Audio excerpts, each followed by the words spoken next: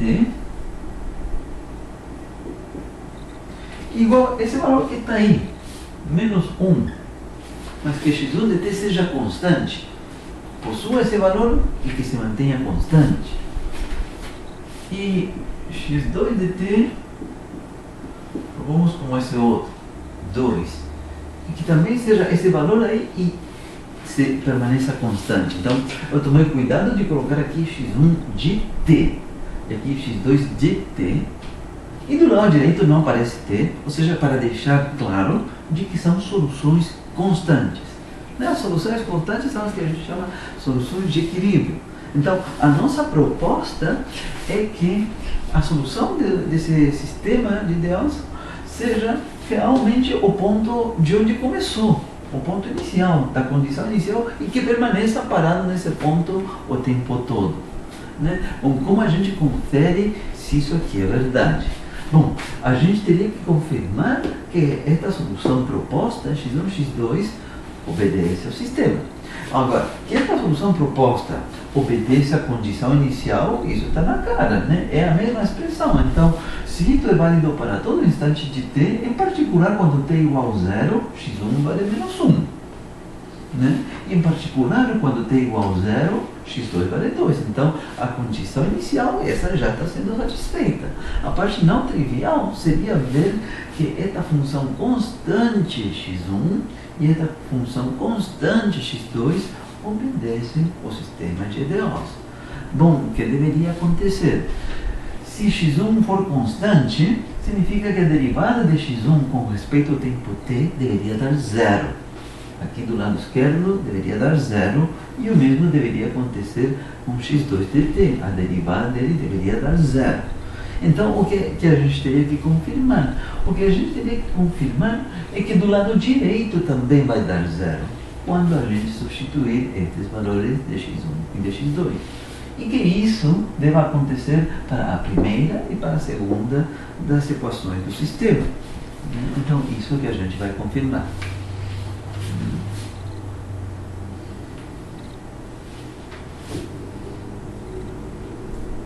F1 de x1, x2 e essa outra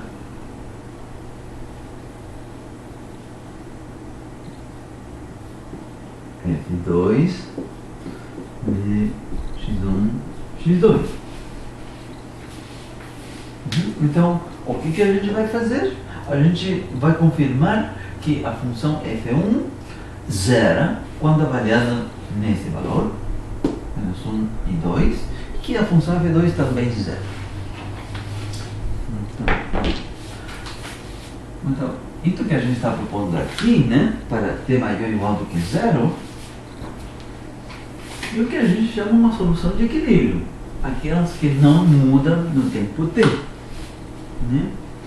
Então, aliás, aqui isso vai servir assim como de propaganda para algo que vai acontecer quando a gente estiver abordando nossos sistemas autônomos planares, que em geral, né, a gente não vai ser capaz de resolver eles, a solução geral x1 dt, x2 dt, mas que em geral a gente vai ser capaz sim de obter explicitamente aquelas soluções que são de equilíbrio, aquelas que zeram o lado esquerdo. E para isso devem zerar as funções f1 e f2. Em geral, essas sim são soluções que a gente vai poder encontrar com caneta e papel. Bom, vamos lá para este exemplo. Então, vejamos.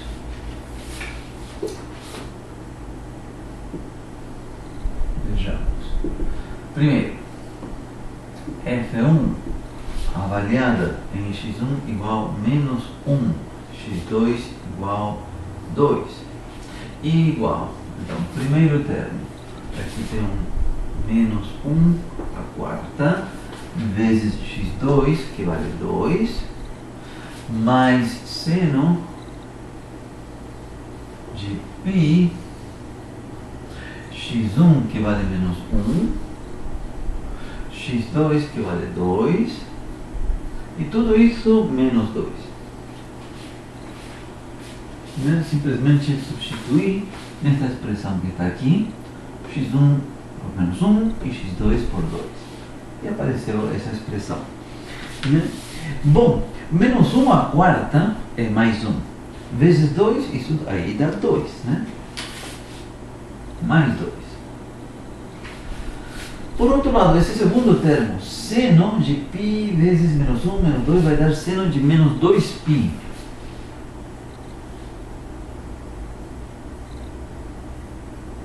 E a gente sabe que isso é zero. Menos 2π radiano significa menos 360 graus. Ou seja, começou em zero e deu uma volta no sentido contrário. Menos 2π. Então, esse é o segundo termo dá zero. O primeiro vale 2 e o último termo vale menos 2. Bom, conclusão, zero mesmo. F1 de menos 1, 2 igual zero. Beleza? Então, o que nos está faltando é confirmar que a função f2, quando avaliada em menos 1, 2, também vai zerar. Fazemos isso. Vou escrever a solução de equilíbrio aqui, ó. x1 de t igual x2 de t igual menos 1, 2. Dito t maior ou igual do que zero.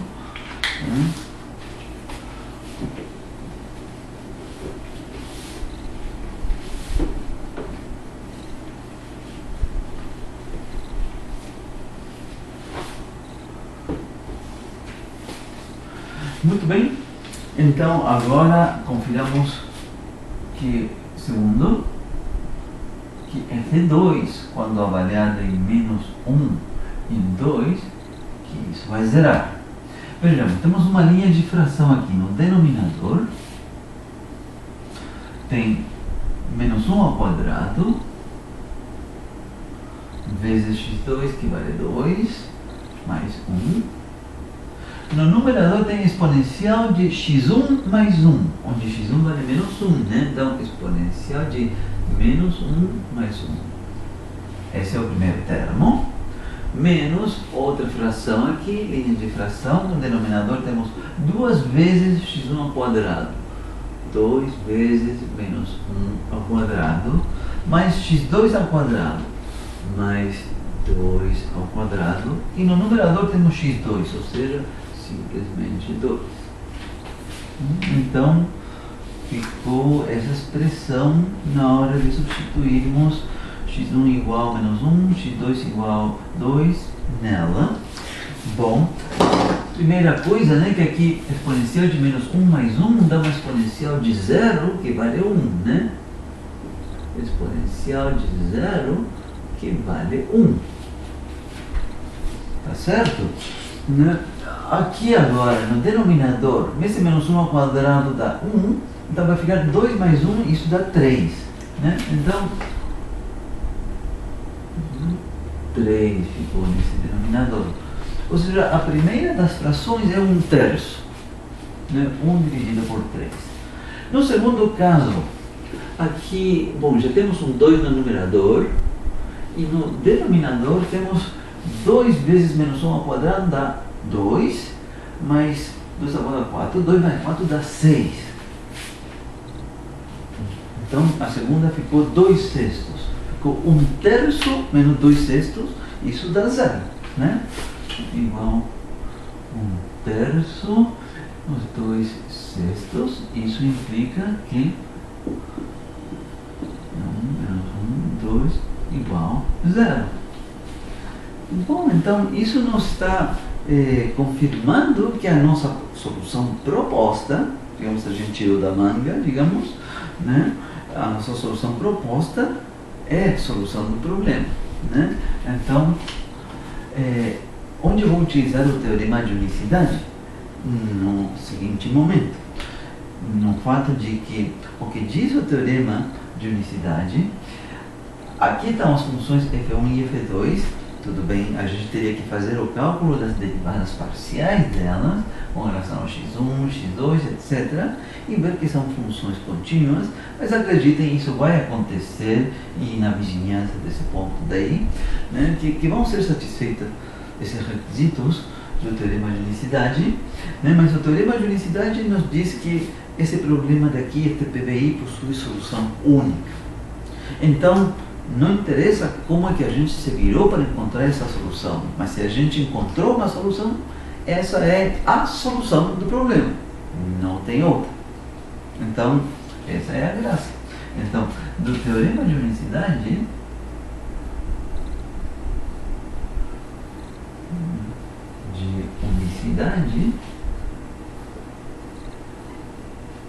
temos que a solução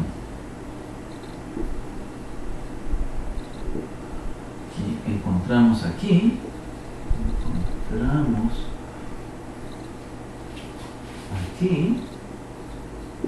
é a solução do problema. É a solução do problema.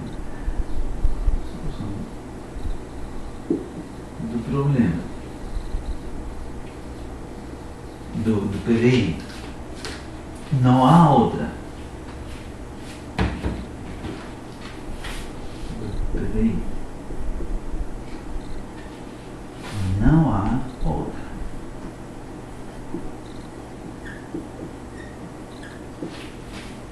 Tá certo? Muito bem, então aí a gente está vendo mais consequências desse teorema de unicidade, o forte que ele é. Muito bem. Então, aqui esse foi o tópico 5.2, né, onde vimos algumas generalidades, sobre os sistemas de EDOs, que a gente vai estudar nessa disciplina, né. A gente aí falou que vamos estar trabalhando com sistemas autônomos planares, né, planares porque só envolvem x1 e x2, autônomos porque do lado direito não tem o tempo t. Né? Além disso, falamos que os nossos sistemas vão ser não lineares, né? Especifiquei como seria se fosse linear. Tá? Vai chegar algum momento no nosso desenvolvimento das nossas ferramentas que a gente vai ter que passar pelos sistemas lineares, então foi bom mencionar isso aqui. Né? E a terceira observação, né, é este teorema de unicidade. Tudo isso está dentro dessas generalidades. Tá? Então, agora vamos entrar um pouquinho com mais detalhe em coisas que a gente já viu, mas vamos formalizar.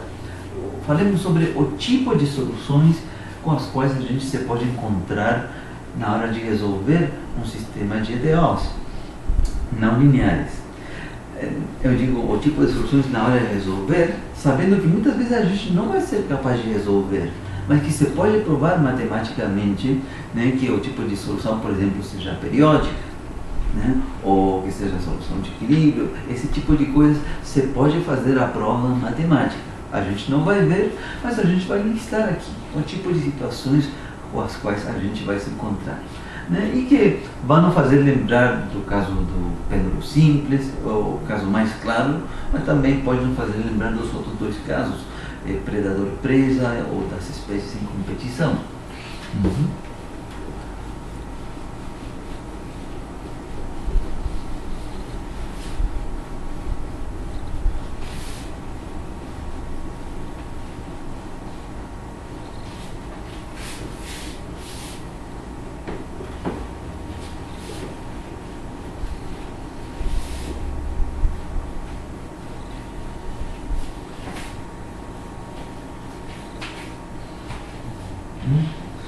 Então, 5.3. Tipo de soluções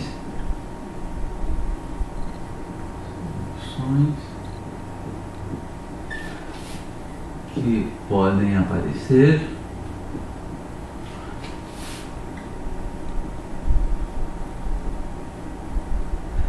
no momento de resolver um sistema autônomo planar.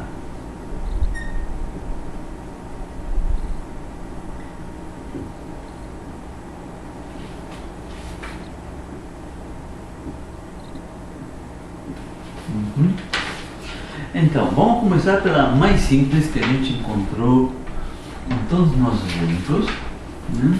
A primeira delas vai ser a solução constante. É uma possibilidade que um sistema de EDOs não lineares, planar, autônomo, admita uma solução constante, né? Esta vem dada por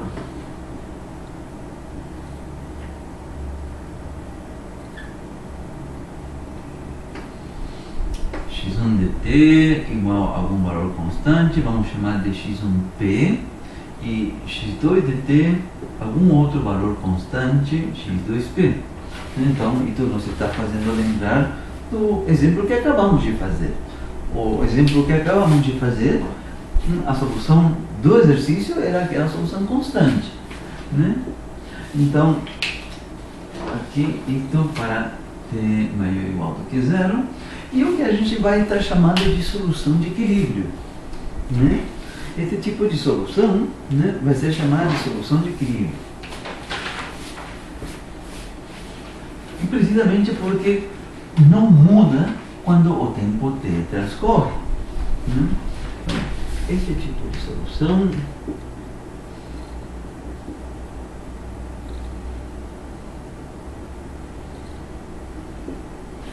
será chamada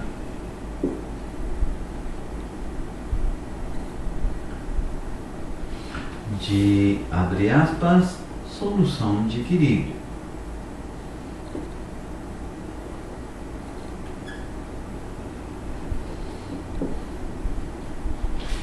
Fecha aspas. Então, eu só quero lembrar aqui num cantinho, né, qual era nosso sistema de EDOs.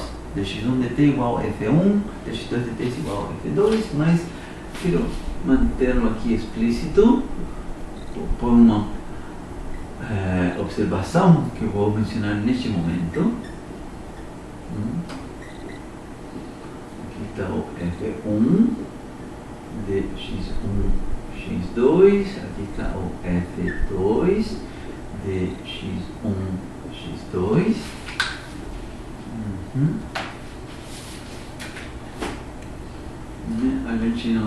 A gente se referiu a este sistema como o sistema em A, etc.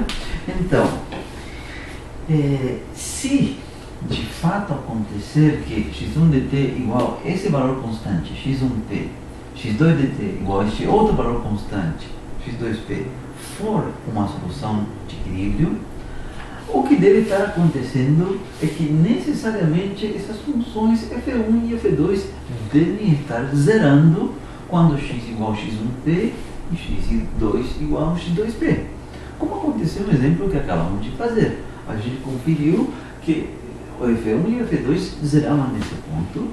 Isso vai implicar que dx1 dt vale zero, ou seja, que x1 não muda no tempo t, e a mesma coisa com dx2 dt, vai ser zero também, e vai estar dizendo que isso é consistente, né? Então, x1 dp, x1p e x2p deve ser tal que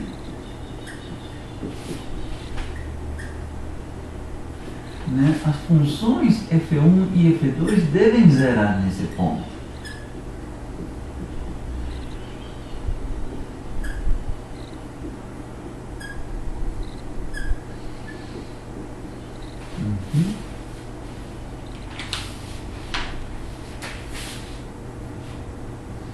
Então, vejam, isso nos está dizendo outra forma que a gente não tinha mencionado até agora nos exemplos 1, 2, 3 e 4 introdutórios, quando por aí eu falava que tinha algumas soluções que eram pontos de equilíbrio, soluções de equilíbrio, né? Eu nunca entrei nesse detalhe. Há uma forma muito mais direta de encontrar, né? A gente já se encontrava lá com um valor crítico da energia, um valor mínimo da energia ε0 do pêndulo, ou no caso do problema predador-presa, com um valor K máximo, que tinha um valor muito peculiar, etc. Mas é uma forma muitíssimo mais fácil de determinar as soluções de equilíbrio de um sistema. São aquelas que resolvem esse sistema de f1 igual a zero, f2 igual a zero. Se não tiver solução, esse problema também não há soluções de equilíbrio. Tá? Então, há uma gíria importante que se introduz aqui, né? É que esses pontos x1 e x2, que são soluções de equilíbrio, Né? E esses pontos que satisfizerem que F1 e F2 zeram quando avaliar neles, serão chamados de pontos críticos. Pontos críticos do sistema de IDOs. Então, os pontos X1P, X2P que obedecerem as duas equações acima, estas duas,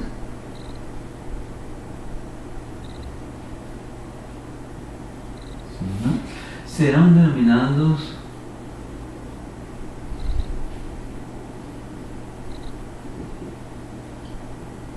pontos críticos. Tá? Isso faz parte da gíria que a gente tem que saber. Né? Quando estivermos resolvendo exercícios, a lista de exercícios que eu vou dar disto, o enunciado vai dizer, olha, encontre os pontos críticos deste sistema. E tem que saber o que significa isso. São aqueles pontos que fazem com que as funções F1 e F2 zerem. Beleza. Então, esse é um tipo de soluções que a gente pode encontrar em nossos sistemas autônomos planares. Tá. Essa é a mais simples. Depois, segundo,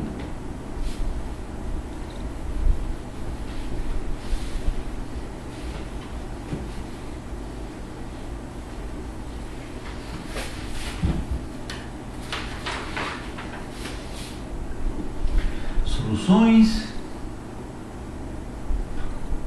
que definem um arco de curva.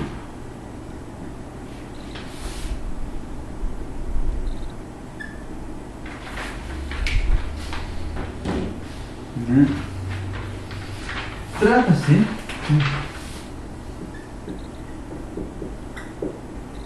do caso em que no plano de fase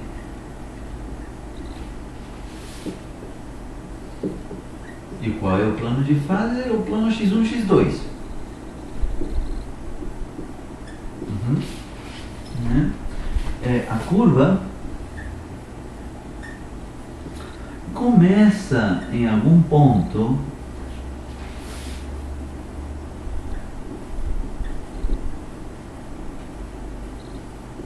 chamemos ele de x10, x20, mas começa nesse ponto, mas nunca mais retorna a esse ponto, nunca mais vai passar por cima desse ponto, nunca mais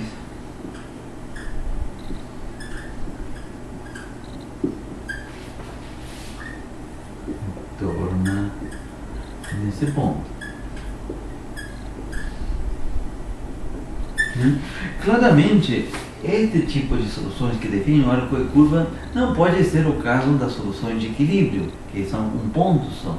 Não é porque aquelas que são soluções de equilíbrio permanecem num ponto parado em cima dele pelo resto da vida.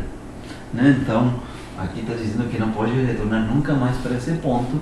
Não é o que acontece com uma solução de equilíbrio, por isso que são soluções separadas. Uma, soluções constantes, soluções de equilíbrio, outras, soluções que definem um arco de curva. Então, por dar um exemplo, né, mais uma vez, o caso do pêndulo, simples.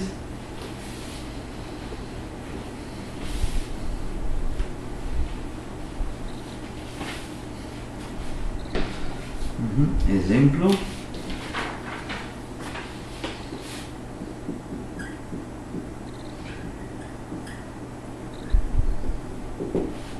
Pêndulo simples.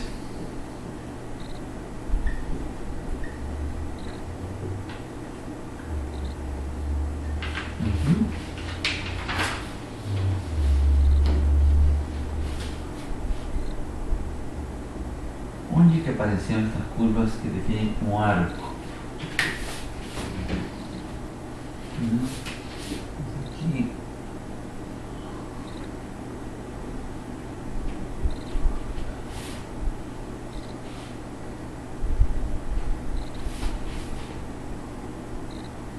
Aqui. seriam estas curvas aqui, ó? Vamos verificar aqui por cima.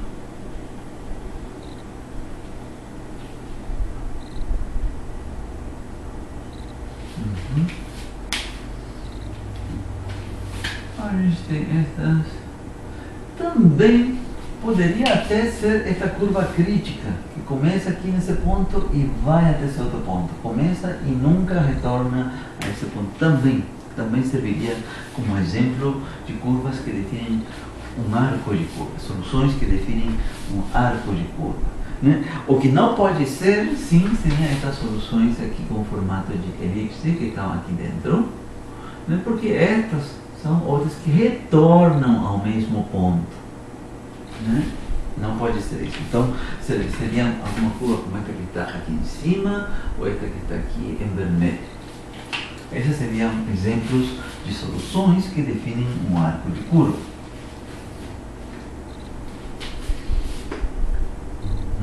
X2 e X1. Tá? E por último, o último exemplo seria este tipo de curvas, que são fechadas. Né? A gente encontrou curvas fechadas não somente no caso do pêndulo simples, no problema predador-presa também.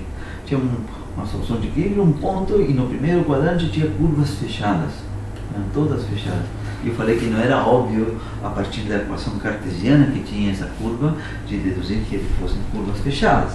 Mas, e essas, quando são curvas fechadas, representam soluções para x1 e x2 versus o tempo t, que são periódicas. Né? Então, esse é o terceiro. E esses são os três tipos de soluções que a gente vai encontrar, que se pode encontrar quando se resolve um sistema planar autônomo. Né? O problema específico de encontrar explicitamente como que depende x1 de t, x2 de t, isso em geral vai ser quase que impossível. Poucos casos vão ser possíveis de fazer isso, mas o que se pode provar, sim, e é o que está sendo anunciado aqui, que vai dar um desses três casos. Ou vai ser uma solução constante, corresponde a uma solução de equilíbrio, ou uma solução que, quando vista no plano x1, x2, é uma curva que começa num ponto e nunca mais retorna nele, ou esta outra que vai ser a solução periódica, que vai se ver aqui como uma curva fechada. Essas são as possibilidades, e aí fechou. Então, solução x1 de t, x2 de t, periódica. Né? Então, isso significa, quando uma função é periódica, significa isso, que x1 avaliado em tzinho, mas o período t deve coincidir com x1 no instante t. Tá? Mas a sutileza aqui, que por se tratar de um sistema de EDOs, o período t tem que ser o mesmo para as duas funções, x1 e x2. Né? x1, x2 de t igual x2 de t. Né?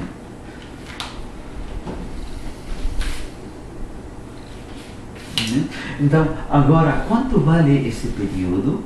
Esse período, por exemplo, se a gente olhar aqui no caso do pêndulo, depende sim de qual é o valor que a gente está considerando para a condição inicial.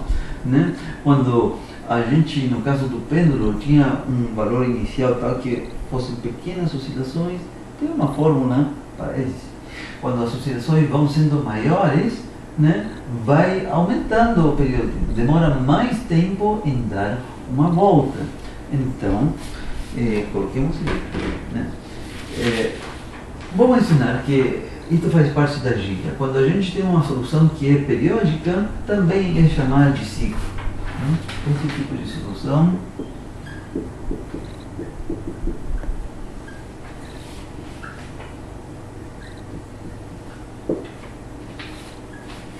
recebe o nome de ciclo.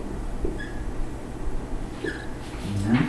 E se vê no retrato de fase, no plano de fase, como uma curva fechada. Então, o exemplo é o exemplo do pêndulo simples. Com isso, vou encerrar a aula aqui.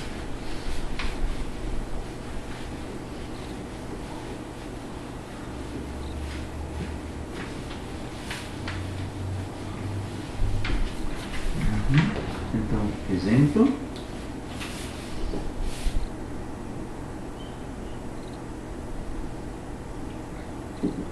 Pêndulo simples. Agora eu vou escrever aqui de novo qual era o sistema completo. Era dx1 dt igual x2 e dx2 dt igual menos g sobre L seno de x1. Então, suponhamos que a gente considere esse problema como uma condição inicial dada. x1 representava o ângulo, então no momento inicial é algum ângulo θ0. E x2 representava a velocidade angular, que no momento inicial é algum valor ω0. Então, suponhamos que esse fosse o problema.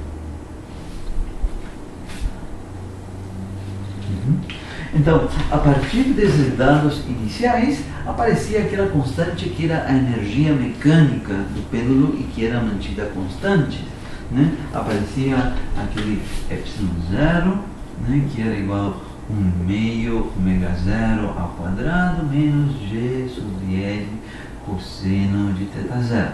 Aparecia essa constante, né? Então, se com as condições iniciais essa energia não fosse grande demais, né, significa que a gente estava numa situação como estas descrita por essa curva com formato de elipse. Repito, a equação dessas curvas não é uma elipse, é isto que está aqui, né? 1/2 x2 ao quadrado menos g sobre L cosseno de x1 igual a uma constante. Bom, a coisa é que se esse valor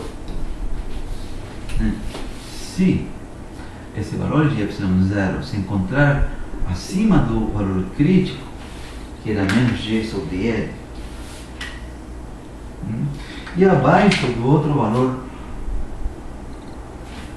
acima do valor mínimo e abaixo deste valor crítico, este valor crítico era aquele que nos levava a essa situação do pêndulo que demora um tempo infinito em chegar lá em cima, né? Mas se o valor com as condições iniciais dá um valor para ε0 que se encontra acima do valor mínimo e abaixo desse valor crítico, então vai ser uma dessas curvas que está aqui, que tem formato de elipse, né? E você podia provar, eu não me dei o trabalho de fazer, mas com a equação diferencial que a gente tinha, você podia provar qual era a fórmula do período, desse período, né?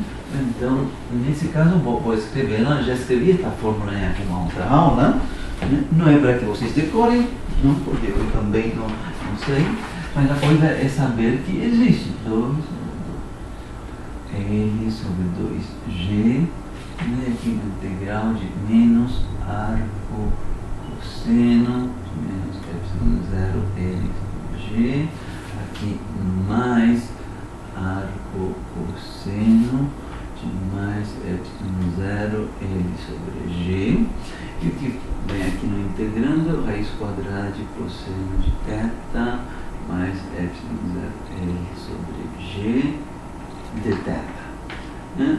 E que eu falei sempre para vocês que infelizmente essa é uma integral que não dá para ser calculada, é chamada de uma integral elíptica. Em princípio, bom, se a gente tiver dados numéricos, tudo bem, a gente coloca o dado numérico e a gente pode calcular o valor dela numericamente, mas o que eu coloquei isso para só deixar claro que o valor do período t depende, claro, da condição inicial do ponto, para o qual, do ponto θ0, ω0, porque isso vai fornecer o valor para o ε0 que vai aqui. Então, o período depende, né? Isso a gente pode visualizar. Se as oscilações forem pequenas, vai ter um período dado aqui, o pêndulo que oscila. Se as oscilações forem um pouquinho maior, o período vai demorar um tempo mais, até que, se estivermos quase que chegando naquele ponto crítico, é um período ainda maior. Bom, o valor numérico desse período você pode encontrar com essa integral dela. Bom, isso serão os três tipos de soluções que a gente pode encontrar na hora de tentar resolver um sistema de de segunda ordem. Com isso a gente encerra a aula de hoje e eu continuo direto a partir desse ponto na aula da terça-feira.